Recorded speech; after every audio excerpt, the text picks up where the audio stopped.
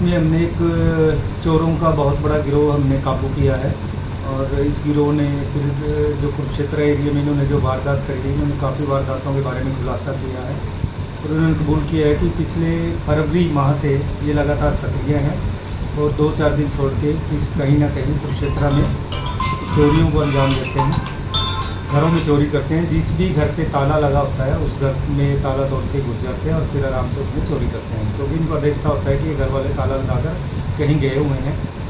और जो ये चोर हैं इनको हमने 2 केसों में इनको गिरफ़्तार किया है, जिनमें से 2 लड़के कमोदा गांव के हैं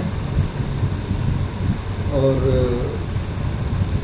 एक लड़का कैथल से है, एक और लड़का जो प्रिंस है वो भी कमोदा से है और एक कुरुक्षेत्र से है, आसू नाम का लड़का।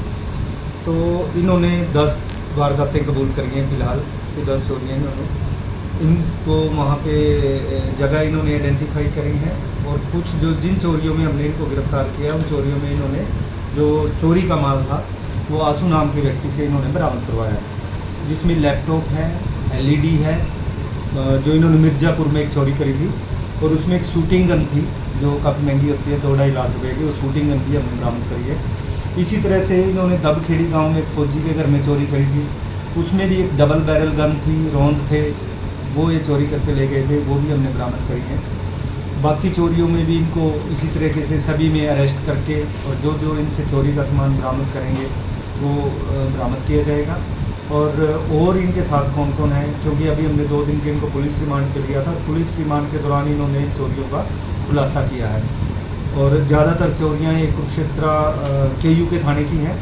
KU के थाने का जो एरिया है बाहरी मिर्ज़ापुर में चोरियाँ हैं, बारवा गांव की इन्होंने मानी है, दबखेड़ी गांव की हैं, शांति नगर की कई चोरियाँ मानी हैं और डिल्लो कॉलोनी की मानी है। तो इस तरीके से इन्होंने करीब 10 चोरियाँ मानी है कि 10 चोरियाँ इन्होंने की हैं और इन सभी के रिगार्डिंग केस ऑलरेडी दर्ज हैं, सभी में इनको गिरफ्तार किया जाएगा और जो जो चोरी का सामान है वो इनसे बरामद किया जाएगा। ये जो इनकी हिस्ट्री है, ये सभी चोरी के केसों में कई बार जेल जा चुके हैं। जो लड़का बलराज है, हमने कैथल का बलराज लड़का इसमें गिरफ्तार किया है। कैथल में ही उसके खिलाफ 25-26 मुकदमे चोरी के दर्ज हैं। इसी तरीके से मोंटी और ये रिंकू हैं कमोदा के, प्रिंस है, इन सभी के खिलाफ चोरी के मुकदमे दर्ज हैं और ये कई बार चोरी के मुकदमों में जेल जा चुके हैं। जैसे ही ये जमानत पे बाहर आते हैं तो ये दोबारा से फिर चोरी के केसों में सक्रिय हो जाते हैं और चोरी के फिर इकट्ठे होकर इन चोरियों को अंजाम देते हैं।